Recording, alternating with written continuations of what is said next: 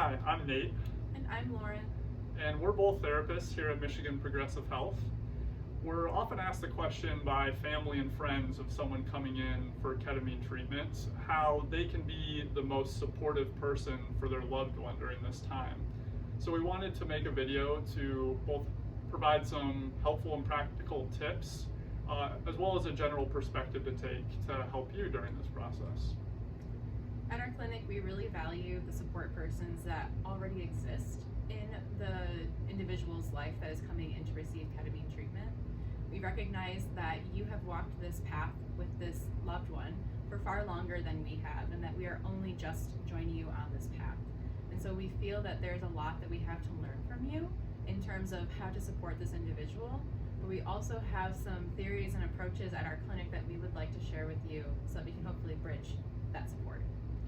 Yeah, I love how Lauren talked about kind of incorporating everyone into the patient's well-being and path forward, and that's really something that we'll try and focus on throughout their time with us. But we also want to acknowledge that with ketamine therapy, being a supportive person may look different at times than it has in the past. And before we get into any specifics, we just want to talk about a general perspective to take to be supportive. And that really comes down to valuing the centrality of the person's voice who's doing ketamine therapy or infusions themselves. Sometimes as a supportive other, that might be being in an advocacy role where you're kind of voicing your opinions or voicing your knowledge. Sometimes it might be more of a silent support, giving that person the space and time they need to reflect and process what their experiences have been. We also just want to acknowledge that sometimes in the mental health and healthcare systems that the dignity of someone can be taken away. And we want to really make sure that everyone feels valued and that their dignity of self is brought back into their treatment and their treatment plan. So one of the best ways to do that is to have open communication and really ask someone what they need during that time. And we think that's particularly important with ketamine because those needs might change from day to day, from week to week, or even from one infusion or one ketamine treatment to the next. And one of the first opportunities that you might have to ask that question or provide an invitation is at the consultation. When you first meet with, or when the individual first meets with the medical provider and a therapist, you can ask, would you find it helpful for me to be there with you to collect all of that information and maybe help tell your story from my perspective? So really being able to share your experience in that space so long as it is perceived as helpful from the client. Yeah, and even to go off that, even if maybe someone wants the consultation to just be with themselves and our team, that doesn't mean down the line that there won't be more opportunities to help support them in some way. And one of those is potentially during the infusions or the ketamine treatment themselves. Sometimes loved ones come in to sit in with someone while they're actually receiving the ketamine treatment. There's a couple things that we think that can help during this time to be supportive.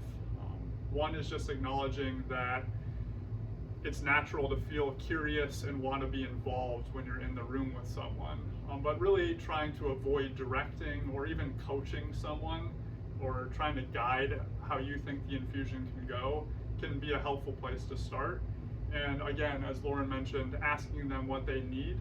Sometimes and oftentimes people are either don't like to or are unable to verbalize what their experience is during the infusions.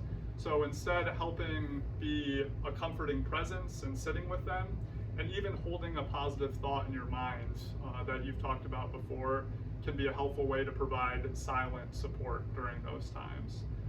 Also, our staff is always available to either talk about the infusions or the process to help you feel more comfortable sitting in as well. Yes, and another way to be helpful is to be mindful to the ways that your loved one may be changing, that they can't quite detect. So maybe they're less agitated in the morning, or they're showering more frequently than they had been prior to receiving treatment. These small details that maybe your loved one isn't recognizing is really important to shed light on the progress that they are making. And so that's something that you could shed light on. Yeah, and then one final way that we've identified is often a time to provide support is literally driving someone to and from their infusions, and how we think that's a powerful time to offer support. Again, it comes back to the idea of asking if someone does want to process or talk about the experience afterwards, and then allowing them to have that opportunity to share their experiences or sit quietly with them. Also, being prepared for those moments is really helpful, so that someone's not having to figure something out in that moment after a ketamine infusion. Things like knowing the driving directions, knowing where you're going, and even helping them to create an environment at home that's peaceful and calming and doesn't necessarily have a lot of responsibilities. We like to say avoid talking about politics and religion and finances during the drive home as well. Anything you wouldn't want to talk about at Thanksgiving dinner. Yeah, so again, those are some helpful tips and different times that we've found someone can be a supportive other for their loved one during this process. But as a staff, we're here to support you as well, and with any questions that may arise or any more specific questions that you have as we walk through this process together. Yeah. Well, thank you for tuning in, and we hope to see you soon. Take care.